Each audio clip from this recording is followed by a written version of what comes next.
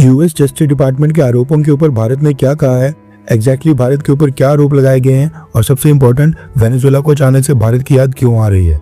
काफ़ी सारी important updates आ रही हैं जो कि जियोपॉलिटिकल एंगल से भारत के लिए बहुत ही इंपॉर्टेंट है, इसलिए वीडियो को एंड तक देखिएगा।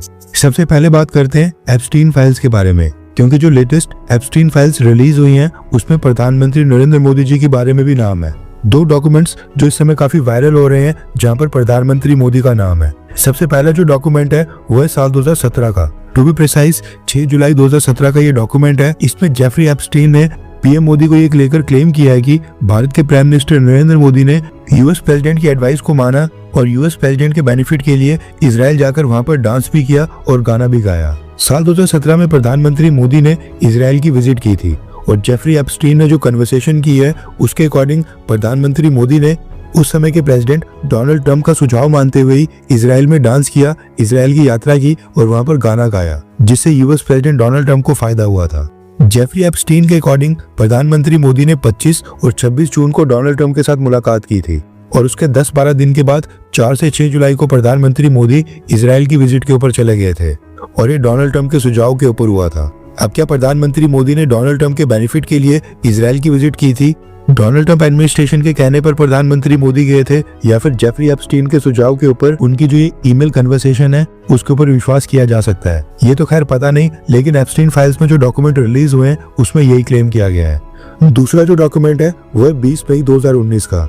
आपको याद दिला दूं कि साल 2019 में लोकसभा इलेक्शंस भी हुए थे, मगर एक चीज नोट करने वाली है कि लोकसभा इलेक्शंस 19 मई को खत्म हो गए थे और ये जो डॉक्यूमेंट है जिसमें दूसरी बार प्रधानमंत्री मोदी का नाम मेंशन किया गया है वो 20 मई 2019 का, यानी कि इलेक्शन खत्म होने के नेक्स्ट अगले दिन का। इस दूसरे डॉक्यूमेंट में जेफरी एप्स्टीन ने कन्वर्सेशन में बोला है कि प्राइम मिनिस्टर नरेंद्र मोदी अपने किसी व्यक्ति को उसके साथ मुलाकात करने के लिए भेज रहे हैं, यानी कि प्रधानमंत्री मोदी का कोई व्यक्ति जेफरी एप्स्टीन से मिलने आ रहा है। अब वो मुलाकात हुई या फिर उसके बाद क्या हुआ, विजिट का क्या पर्पज है, किस टॉपिक के ऊपर बात होनी थी, यानी कि मीटिंग का उद्देश्य क्या था, उसके बारे में कुछ नहीं कहा गया है। बस एक कन्वर्सेशन में जेफरी एप्स्टीन ने किसी दूसरे व्यक्ति के साथ क्लेम किया है कि आने वाले थर्सडे को प्रधानमंत्री मोदी का कोई व्यक्ति उनसे मुलाकात करने के लिए आ रहा है। इसके अलावा भी जेफरी एप्स्टीन ने भारत के ऊपर काफी चीजें बोली हैं। जेफरी एप्स्टीन के अकॉर्डिंग भारत और प्रधानमंत्री मोदी अमेरिका के साथ रिलेशंस को इम्प्रूव करने और संबंध को मजबूत करने की इच्छा रखते थे। जेफरी एप्स्टीन ने कन्वर्सेशन में यह भी बोला है कि 2019 जनरल इलेक्शंस के बाद वो डोनाल्ड ट्रंप की रिपब्लिकन पार्टी के स्ट्रेटेजिस्ट और ट्रंप के एसोसिएट स्टीव बैनन की प्रधानमंत्री मोदी के साथ मीटिंग सेटअप करने वाले हैं। इसके साथ ही एप्स्टीन फाइल्स में यह भी क्लेम किया गया है कि इन सब मुद्दों के ऊपर जेफरी एप्स्टीन भारत के बिजनेस टाइकून अनिल अंबानी के साथ भी कनेक्टेड था एंड उसने अनिल अंबानी को भी बताया था कि वो प्रधानमंत्री मोदी और स्ट्रेटेजिस्ट स्टीव बैनन की मीटिंग करवा रहा है। जेफरी एप्स्टीन ने स्टीव बैनन को कहा था कि प्रधानमंत्री मोदी एक बहुत ही बड़े मैंडेट के साथ जीत कर आया है और चाइना और पाकिस्तान ये दोनों भारत के एनिमी हैं। इसके साथ ही प्रधानमंत्री मोदी की कैबिनेट में minister of petroleum and natural gas off India Hardeep Singh Puri sir का भी नाम है। इनका भी एप्स्टीन फाइल्स में मेंशन किया गया है। साल 2014 के नवंबर महीने में हरदीप सिंह पुरी ने जेफरी एप्स्टीन को ईमेल कन्वर्सेशन में बताया था कि क्यों ये इंपॉर्टेंट हो जाता है कि इलेक्शंस जीतने के बाद अब अमेरिका प्रधानमंत्री मोदी के साथ भी एंगेज करे। हरदीप सिंह पुरी ईमेल कन्वर्सेशन में जेफरी एप्स्टीन को ये कन्विंस करने की कोशिश कर रहे थे कि अमेरिका को प्रधानमंत्री मोदी के साथ अब एंगेजमेंट्स बढ़ानी चाहिए। साल 2014 के इलेक्शन से पहले प्रधानमंत्री मोदी की छवि को गुजरात दंगों के साथ जोड़कर देखा जाता था। May be Hardeep Singh Puri America को समझाने की कोशिश कर रहे हों कि अब अमेरिका को पुरानी बातें इग्नोर करके प्रधानमंत्री मोदी के साथ एंगेज करना चाहिए, क्योंकि नरेंद्र मोदी अब इलेक्शंस जीत गए हैं और वही आगे चलकर भारत को चलाने वाले हैं। हरदीप सिंह पुरी ने जेफरी एप्स्टीन को ये ईमेल्स साल 2014 में किए थे। उससे पहले साल 2013 में हरदीप सिंह पुरी यूनाइटेड नेशंस में भारत के परमानेंट रिप्रेजेंटेटिव थे और उन्होंने उसी साल इंडियन फॉरेन सर्विसेज से रिटायरमेंट ली थी। साल 2014 में जब हरदीप सिंह पुरी ने जेफरी एप्स्टीन के साथ एक कन्वर्सेशन की थी, उस समय वो रिटायर्ड यानी कि रिटायरमेंट ले चुके थे, लेकिन भारतीय जनता पार्टी उन्होंने ज्वाइन कर ली थी। अब ये सारी चीजें जो लेटेस्ट एप्स्टीन फाइल्स में मेंशन की गई है, जो कि यूएस टाइम के अकॉर्डिंग 30 जनवरी को रिलीज हुई है, इसके रिलीज होने के बाद अब ये भारत में काफी वायरल हो रही है। यूएस जस्टिस डिपार्टमेंट कुछ टाइम में एप्स्टीन फाइल्स को लगातार रिलीज करता रहता है। हो सकता है कि दोबारा से कुछ महीनों या फिर कुछ सालों के बाद नई एप्स्टीन फाइल्स को रिलीज किया जाए और उनमें दोबारा से भारत का कोई एंगल हो, प्रधानमंत्री मोदी या फिर भारत से किसी और का नाम मेंशन किया गया हो। अब ये जो इस वाली एप्स्टीन फाइल्स में भारत, प्रधानमंत्री मोदी एंड इनकी इजराइल विजिट अनिल अंबानी और पेट्रोलियम मिनिस्टर हरदीप सिंह पुरी का मेंशन हुआ है। इसको लेकर ओपोजिशन पार्टीज सब भारत सरकार के ऊपर सवाल खड़ा कर रही हैं और जवाब मांग रही हैं। और खास बात यह है कि इस मसले के ऊपर भारत सरकार भी चुप नहीं बैठी है और भारत के विदेश मंत्रालय ने अभी कुछ ही घंटे पहले एप्स्टीन फाइल्स के ऊपर जवाब भी दे दिया है। रेफरेंस क्लैब के स्क्रीन के ऊपर आर्टिकल का स्क्रीनशॉट है। भारत के विदेश मंत्रालय के प्रवक्ता रणधीर जायसवाल सर ने इस मुद्दे के ऊपर मीडिया को संबोधित किया है और कहा कि हमने कुछ रिपोर्ट्स देखी हैं जिसमें ये क्लेम किया जा रहा है कि एप्स्टीन फाइल से जुड़े ईमेल्स में प्रधानमंत्री नरेंद्र मोदी और उनकी इजराइल की यात्रा का जिक्र है। लेकिन सच सिर्फ इतना ही है कि प्रधानमंत्री मोदी की इजराइल की ऑफिशियल विजिट जो जुलाई 2017 में हुई थी वो एक नॉन और ऑफिशियल फैक्ट है, यानी कि वो यात्रा जग जाहिर है। इसके अलावा ईमेल में जो भी बातें लिखी गई हैं वो एक कन्विक्टेड क्रिमिनल की बेकार बेसलेस ख्यालात के अलावा और कुछ भी नहीं है। इन बातों का ना कोई सबूत है और ना ही कोई क्रेडिबिलिटी है। ऐसी बातों को सीरियसली लेना बिल्कुल जरूरी नहीं है और इन्हें पूरी तरह से इग्नोर और कंटेम्प्ट के साथ डिसमिस कर देना चाहिए। ये कहना है भारत के विदेश मंत्रालय का। भारत के विदेश मंत्रालय ने तो खैर कमेंट करके जवाब दे दिया है और सारे एलिगेशंस को डिनाई करते हुए नकार भी दिया। अब क्योंकि इसमें इजराइल का भी नाम शामिल है इसलिए देखना इंटरेस्टिंग होगा कि क्या इजराइल की गवर्नमेंट इसके ऊपर कोई कमेंट करती है या फिर नहीं, क्योंकि गवर्नमेंट प्रेस कॉन्फ्रेंस में ये इस तरह के सवाल तो जरूर उठते हैं। अब क्योंकि इसमें इजराइल का भी नाम इंक्लूडेड है इसलिए इस न्यूज को इजराइल के न्यूज चैनल्स और इजरायली मीडिया हाउसेस भी कवर कर रहे हैं। खास बात यह है कि प्रधानमंत्री मोदी की जो साल 2017 में इजराइल की विजिट हुई थी उस समय इजराइल के अंदर भी बेंजामिन नेतन्याहू प्राइम मिनिस्टर थे, जो कि चीजों को और भी इंटरेस्टिंग बना देता है। हम इजराइल की स्टेटमेंट का भी वेट करेंगे। वहीं पर बात करें एप्स्टीन फाइल्स की, तो ये जो तमाम एप्स्टीन फाइल्स समय समय के ऊपर रिलीज हो रही हैं ये अमेरिका का डिपार्टमेंट ऑफ जस्टिस रिलीज कर रहा है, जो कि एक इंडिपेंडेंट फेडरल डिपार्टमेंट है और यूएस प्रेसिडेंट डोनाल्ड ट्रंप के कंट्रोल से बाहर है, यानी कि ट्रंप के अंडर नहीं आता है।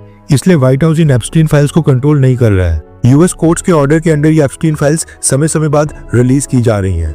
एक और बात नोट करने वाली ये भी है कि ये जितने भी फाइल्स रिलीज हो रही हैं इनको लेकर कोर्ट्स का ये भी कहना है कि वो सारे रिकॉर्ड्स को पब्लिक कर रहे हैं, ना कि ये सर्टिफाई कर रहे हैं कि ये सारे एलिगेशंस और जो भी ईमेल में लिखा गया है ये पूरी तरह से सच है या फिर ईमेल कन्वर्सेशन में जो भी बातें बोली गई हैं उनको कोर्ट मानता है। कोर्ट ने कहा है कि हम भी इन ईमेल कन्वर्सेशंस को सर्टिफाई नहीं करते हैं और हम ये नहीं कह रहे हैं कि ये सच है, हम बस ट्रांसपेरेंसी को इंक्रीज करने के लिए ये फाइल समय समय के बाद रिलीज कर रहे हैं। कहने का मतलब है कि इवन डिपार्टमेंट ऑफ जस्टिस और यूएस कोर्ट्स भी ये कहती हैं कि उनका काम है एप्स्टीन फाइल्स को रिलीज करना। उनके अंदर जो क्लेम किया गया है, जो चीजें ईमेल्स पे लिखी गई हैं, उनको वो सर्टिफाई नहीं करते हैं, बस लीगल ट्रांसपेरेंसी के लिए ये डॉक्यूमेंट्स वो लोगों को पब्लिक कर रहे हैं। नेक्स्ट अपडेट जो इम्पोर्टेंट है वो है भारत और वेनेजुएला को लेकर। न्यूज आ रही है कि वेनेजुएला की जो एक्टिंग प्रेसिडेंट है डेल्सी रोड्रिगुएज, इन्होंने भारत के प्रधानमंत्री मोदी जी के साथ टेलीफोनिक कन्वर्सेशन रिक्वेस्ट की थी, जिसके बाद प्रधानमंत्री नरेंद्र मोदी ने एक्टिंग प्रेसिडेंट डेल्सी रोड्रिगुएज के साथ फोन कॉल के ऊपर बातचीत की है। वैसे तो इस टेलीफोनिक कन्वर्सेशन का जो रीड आउट जारी किया गया था उसमें दोनों कंट्रीज के रिलेशंस को वापस से रिलॉन्च करने और टाइज को पहले से ज्यादा मजबूत करने की बात की गई है। लेकिन सोर्सेज के अकॉर्डिंग न्यूज निकल कर आ रही है कि वेनेजुएला और भारत के बीच डिस्काउंटेड प्राइस के ऊपर क्रूड ऑयल की बड़ी डील साइन हो सकती है। प्रेसिडेंट निकोलस मादुरो के कैप्चर से पहले वेनेजुएला के क्रूड ऑयल के ऊपर सैंक्शंस थे, जिसके कारण भारत वेनेजुएला से क्रूड ऑयल परचेज नहीं कर पाता था। इस समय वेनेजुएला की सबसे बड़ी इकोनॉमिक रियलिटी भारत ही आ रही है। पहले चाइना वेनेजुएला का सबसे बड़ा क्रूड ऑयल बायर था और वेनेजुएला अपना डिस्काउंटेड ऑयल सबसे ज्यादा चाइना को ही सप्लाई करता था ताकि वो अपने एक्सपोर्ट्स और एक्सपोर्ट अर्निंग्स को किसी भी तरह बनाए रखे। लेकिन अब निकोलस मादुरो के कैप्चर के बाद वेनेजुएला की गवर्नमेंट ऑलमोस्ट सरेंडर मोड में आ गई है और यूनाइटेड स्टेट्स ऑफ अमेरिका के प्रेशर के कारण वेनेजुएला आज की डेट में चाइना को क्रूड ऑयल की सेल्स पूरी तरह से रोक चुका है। चाइना के लिए एक्सपोर्ट वॉल्यूम्स और टैंकर मूवमेंट्स दोनों ही ब्लॉक कर दी गई हैं। वेनेजुएला को चाइना से वो डिमांड और एश्योर्ड कैश इनफ्लो नहीं आ पा रहा है जो पहले आया करता था और इसलिए वेनेजुएला को एक ऑल्टरनेटिव लार्ज कंज्यूमर मार्केट की जरूरत पड़ रही है ताकि एक्सपोर्ट अर्निंग्स पे जो गिरावट आ रही है उसको किसी भी तरह स्टेबलाइज किया जा सके और अर्निंग्स वापस से बढ़ जाए। निकोलस मादुरो के कैप्चर के बाद जो क्राइसिस आया है इसमें वेनेजुएला की ऑयल इंडस्ट्री और जो क्रूड ऑयल के एक्सपोर्ट्स है इनका सर्वाइव करना काफी इंपॉर्टेंट है। इन्हीं सब कारणों से वेनेजुएला चाहता है कि भारत उनकी ऑयल डिमांड को फुलफिल करे, क्योंकि भारत के पास रिफाइनरी कैपेसिटी भी है और भारत क्रूड ऑयल का एक स्टेबल लॉन्ग टर्म और काफी बड़ा कंज्यूमर भी है। दूसरी तरफ भारत को भी अपने क्रूड ऑयल इंपोर्ट पोर्टफोलियो को डाइवर्सिफाई करना पड़ रहा है, खासकर ऐसे समय में जब अमेरिका के साथ ट्रेड डील सिक्योर करने के लिए रशिया से क्रूड ऑयल इंपोर्ट रोकने पड़ रहे हैं। आसान भाषा में कहा जाए तो वेनेजुएला चाइना को डिस्काउंटेड क्रूड ऑयल देता था, लेकिन अब क्योंकि अमेरिका का प्रेशर है इसलिए वेनेजुएला चाइना को क्रूड ऑयल बिल्कुल भी नहीं बेच पा रहा है और वेनेजुएला को चाइना की रिप्लेसमेंट के लिए एक बहुत ही बड़ा क्रूड ऑयल कंज्यूमर चाहिए, जो कि है भारत। भारत के लिए प्लस पॉइंट ये है कि वेनेजुएला की एक्टिंग प्रेसिडेंट डेल्सी रोड्रिगुez खुद ही सामने से भारत को कॉल करके भारत को डिस्काउंटेड क्रूड ऑयल देने का ऑफर दे रही है। सेम जैसे रशिया भारत को पिछले 2-3 साल से डिस्काउंट के ऊपर क्रूड ऑयल दे रहा था। अब ये देखना इंटरेस्टिंग होगा कि अमेरिका और डोनाल्ड ट्रंप एडमिनिस्ट्रेशन इस डील के अंदर कोई टांग अड़ाते हैं या फिर नहीं, क्योंकि डोनाल्ड ट्रंप एडमिनिस्ट्रेशन वो भी ये कह चुका है कि वो वेनेजुएला से उनका क्रूड ऑयल लेकर उसको सेल करने में मदद करेंगे। ऐसे में वेनेजुएला और भारत के बीच क्रूड ऑयल की कोई लॉन्ग टर्म डील अमेरिका के अप्रूवल के बिना साइन होती है या नहीं, ये भी देखना इंटरेस्टिंग होगा। हर 24 घंटे के अंदर जियोपॉलिटिक्स में बड़े फेरबदलाव और उलटफेर हो रहे हैं और भारत के लिए नए चैलेंजेस आ रहे हैं। कोई देश अपने फैसले से पलट रहा है तो कोई देश ब्लैकमेलिंग के ऊपर उतर आया है। सभी देश एक दूसरे को नीचे लगाने की कोशिश कर रहे हैं। इन सब के बीच हमारा भारत किसी भी देश से पीछे न रह जाए, इसके लिए मोदी सरकार लगातार कोशिशें कर रही है। एंड भारत की foreign policy, defence news, economy और ग्लोबल अफेयर्स का सही एनालिसिस हमारे चैनल इंडियन अफेयर्स का मिशन है और ये मिशन आपके सपोर्ट के बिना अधूरा है। इंडियन अफेयर्स हिंदी के ऊपर हम सभी फैक्ट्स और डेटा बिल्कुल सरल भाषा में एनालाइज करते हैं, बिना किसी एजेंडा के। अगर आप चाहते हैं कि इंडियन अफेयर्स का सही और ऑथेंटिक एनालिसिस आप तक लगातार पहुंचे, तो इस वीडियो को लाइक करें और हमारे चैनल इंडियन अफेयर्स को सब्सक्राइब करके बेल नोटिफिकेशन ऑन करना मत भूलिए। आपका एक लाइक हमारे चैनल को ग्रो करने में काफी मदद करेगा और एक सब्सक्राइब ये सुनिश्चित करेगा कि आप किसी भी इंपॉर्टेंट अपडेट को मिस ना करें। अगर आपने हमारे चैनल को पहले से सब्सक्राइब किया है तो दिल से धन्यवाद। जय हिंद, वंदे मातरम।